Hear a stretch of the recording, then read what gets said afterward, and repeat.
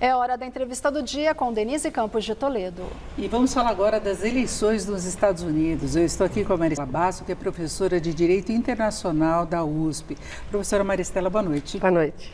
Bom, ontem nós tivemos o debate entre Trump e Biden, uma unanimidade de críticas a Biden, preocupação de fato pela fragilidade física, não é, pela dificuldade inclusive de raciocínio que ele demonstrou em alguns momentos, e já era uma preocupação, né? Se fala da questão da idade dele, talvez não só pela questão da idade, mas pela fragilidade física mesmo que ele demonstra, porque ele não é tão mais velho assim que Trump.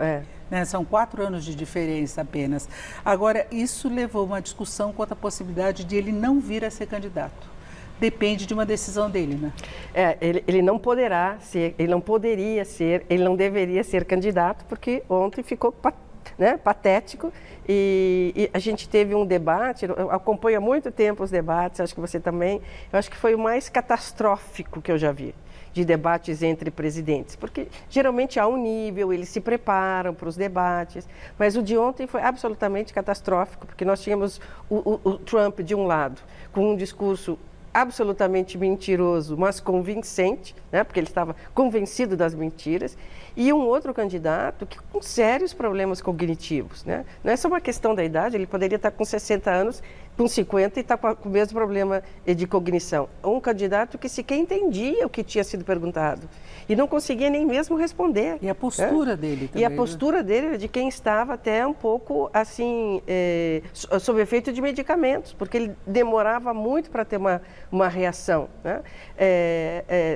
Era difícil de entender o que ele dizia. E ele não conseguiu em nenhum momento responder o que foi perguntado ou derrubar um argumento ou uma resposta dada por Trump. E foram tantas que Trump propôs a ele que eram mentiras, que bastava ele dizer, não, isso não aconteceu, não, isso não é verdade, não foi assim, e ele não cria conseguiu. narrativas que as pessoas sabem que são equivocadas. Um ponto que seria de fragilidade dele foi a invasão do Capitólio. Exatamente. E já teve até processos o envolvendo sobre a responsabilidade, inclusive Biden conseguiu citar que assessores dele da época deixaram ele. Inclusive, o vice-presidente o criticou pela postura na invasão do Capitólio, mas ele jogou a responsabilidade para Nancy Pelosi, que ela até já assumiu parte da responsabilidade, dizendo que eles deveriam ter sido mais proativos, ela que foi presidente da Câmara dos Deputados e líder do partido de Biden, mas ele terceirizou a responsabilidade, não é? E acabou invertendo a conversa, dizendo que a partir daquilo foi eleito o pior presidente dos Estados Unidos, que é Biden, justamente. E dois temas importantes, porque ali foi a imigração, a economia e política externa. Então, vamos falar de economia. A economia dos americanos está muito bem. Então, quando ele diz os Estados Unidos se acabaram, nós precisamos fazer os Estados Unidos grande novamente, bastava o Biden desmentir, dizer, não, meu amigo, mas escuta, eu peguei a economia assim e a economia hoje cresceu. Eu peguei um desemprego e aumentei 15 milhões de empregos.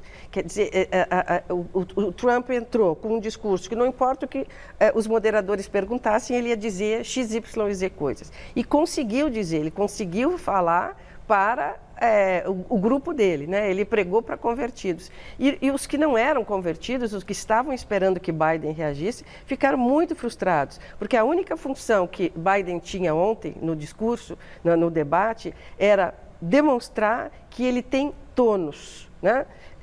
Ele tem vivacidade, ele tem energia, que não tem nada a ver com a idade. Um homem de 80, 70 anos pode ter energia. Ele tinha que mostrar que ele tinha tônus, que ele tem vivacidade e que ele tem condições de enfrentar um debate. E ele não conseguiu fazer isso. E é o principal cargo do planeta. E foi o que ele disse várias vezes. O Biden, ele repetia, né? Porque ele levou uma espécie de ficha e ele dizia o tempo inteiro, eu tenho o cargo que todos almejam no mundo.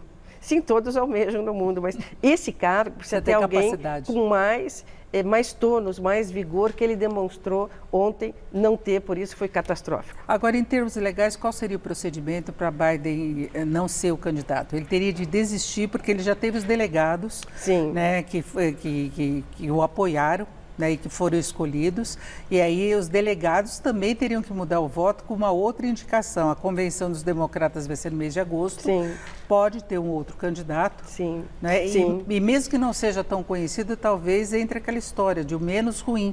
Sim, até porque esse debate foi inusitado, porque ele foi muito prematuro. na medida em que os debates vão começar lá por agosto, setembro, depois das convenções dos democratas e dos republicanos, que deve acontecer entre julho e agosto. Mas como esses dois candidatos já estão tão sedimentados, né? O Trump já vem dizendo eu sou o candidato e os republicanos vêm assertivamente dizendo ele é nosso candidato. E Biden diz eu sou candidato à reeleição e já derrubei Trump lá atrás e sou o único democrata que posso derrubá-lo, então eu sou o candidato democrata. Mas ainda os democratas vão fechar-se, né, entre aí muros e vão deliberar, porque eles podem trocar sim Biden por várias circunstâncias que estão em jogo, podem levar Biden inclusive a dizer, olha, eu vou desistir, vai arrumar alguma desculpa, porque com esse candidato, com Biden nessas condições, Trump já está eleito. E se Trump já está eleito, vai ficar muito difícil, não só para os Estados Unidos, como para o resto do mundo. Né? Ele, na verdade, foi uma ameaça à democracia e ele sinalizou a possibilidade, inclusive, de não aceitar novamente o resultado das eleições, dependendo das circunstâncias, ele colocou essa possibilidade. Teve a invasão do Capitólio, então, na verdade, ele é uma ameaça à democracia. Sim. Só que ele tem um apelo forte no discurso para os mais conservadores, que é uma onda que a gente vê em todo o mundo. Então, ele falou da questão dos imigrantes, que ele já teve uma postura muito mais dura. Ele falou que não teria ocorrido atentado a Israel se ele fosse presidente. Sim, não teria acontecido a guerra da Ucrânia antes de tomar posse. Então, ele é a solução para tudo. Né? É um narcisista de carteirinha, né? Um narcisista típico. E é interessante porque nós aqui pensamos, bom, se não for Biden o candidato dos democratas, quem seria? Há muitos democratas que poderiam se apresentar à campanha de presidente dos Estados Unidos com relativo sucesso até. Nós não conhecemos aqui, mas há governadores democratas que são muito bem vistos, são muito queridos, têm uma ótima retórica. Então, assim, não é um momento desesperador para os democratas, nós só temos Biden. Não, existem outros candidatos que podem ser trabalhados com chance de combater um candidato que representa aí o passado, né? Um candidato como Trump é uma ameaça para o mundo, e ele deixou isso bem claro quando ele diz, antes de tomar posse, eu já farei isso e aquilo. Quer dizer, ele realmente é um cidadão que se acredita acima da lei e da ordem, tanto que é o único presidente dos Estados Unidos a enfrentar processo. Lembrando que ele teve vários processos, já foi condenado nesses processos, há risco, inclusive, de em algum momento um juiz decretar a prisão dele, e mesmo assim a legislação nos Estados Unidos permite que ele seja candidato. Sim, ele pode ser candidato até preso. Já houve isso no início do século passado, um candidato à presidência dos Estados Unidos que estava preso. Então, é difícil que ele tenha uma sentença transitada em julgado, que não caiba mais recurso, até as eleições. Por isso, ele pode ser condenado, ele vai recorrer à Suprema Corte, onde ele tem há várias cortes até chegar à Suprema Corte, mas chegando na Suprema Corte ele tem uma certa garantia, porque ele nomeou os últimos 3 ministros. Né? Então, é difícil que até as eleições ele tenha uma decisão sem recursos, que não caiba mais recursos contra ele. Então, ele pode sim chegar às eleições já com uma condenação.